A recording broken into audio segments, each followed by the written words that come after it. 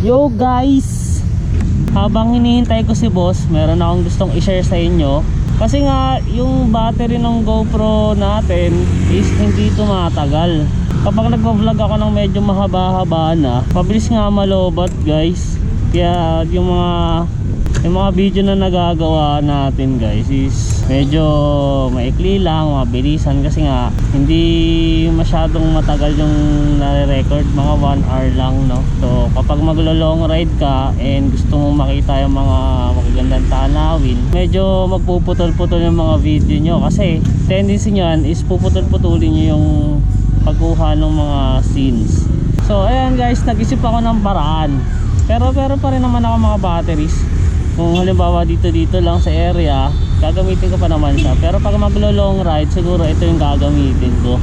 Ang naisip ko guys is gumamit ng power bank. So ayan guys, eto, kinabit ko siya sa cellphone holder ko.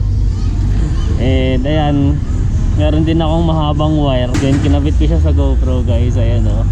So medyo mahaba na yung nare-record ko guys, 50 minutes na. So kadalasan yan guys, talagang lobat na yan. Tumatagal lang kasi yung isang full charge ng battery ng GoPro Hero 5 ko, mga 1 hour lang mahigit. So ayan, so ito yung naisip kong paraan, mag power bank kapag maglo long ride.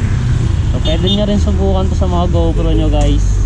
Ang ginawa ko is tinanggal ko lang yung battery, tapos kinabit ko dun sa, tinanggal ko yung takip dito guys, and then kinabit ko yung cord connecta dun sa power bank.